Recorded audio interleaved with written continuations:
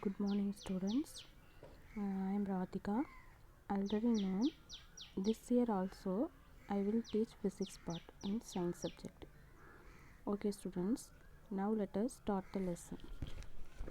Today we are going to study about the first lesson, laws of motion.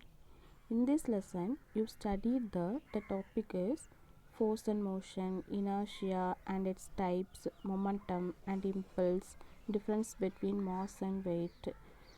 Some topics studied in this chapter. Okay. First of all, basically, human beings are so curious about things around them. Things around us are related to one another. Some bodies are at rest and some are in motion.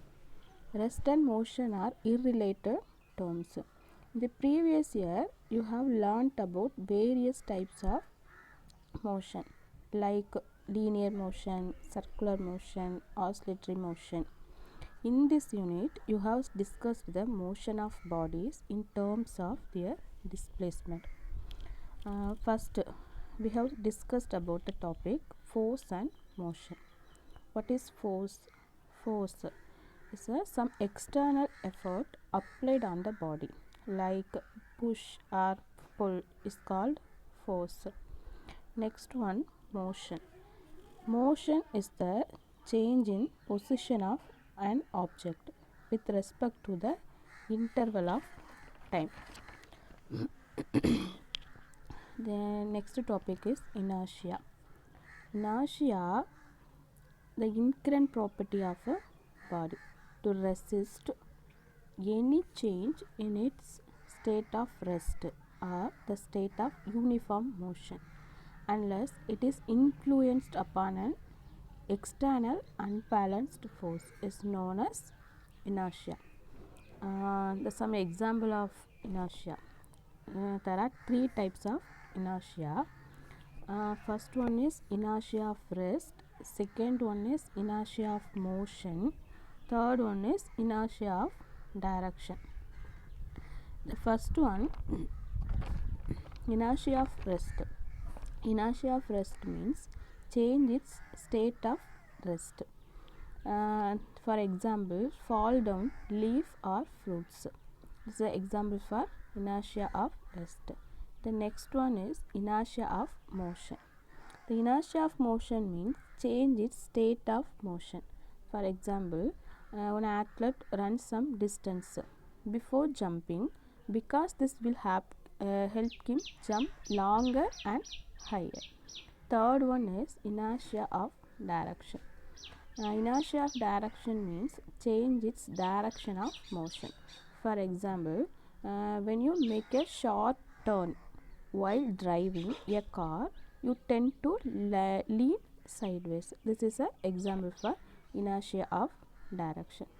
The next one is linear momentum.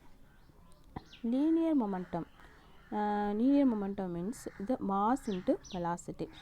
That is, the product of mass and velocity of a moving body give the magnitude of linear momentum. The linear momentum unit is kilogram meter per second. The next topic is Newton's laws of motion. There are three Newton's law: Newton's first law, Newton's second law, and Newton's third law. The first discussed about Newton's first law. The Newton's first law is every body continues to be in its state of rest or the state of equilibrium motion along a straight line unless it is acted upon by some external force. This is called Newton's first law. The Newton's first law is mainly used in force. The next one is what is force? Already known what is force. Force is an external effort in the form of push or pull. Force has both magnitude and direction. The next one is types of forces. There are two types of forces. The first one is like parallel force. The second one is unlike parallel force.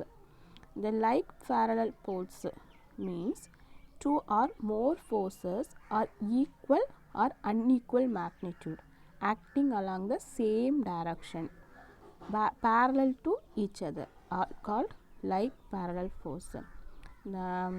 Two or more forces of equal or unequal magnitude acting along the same direction parallel to each other are called like parallel forces.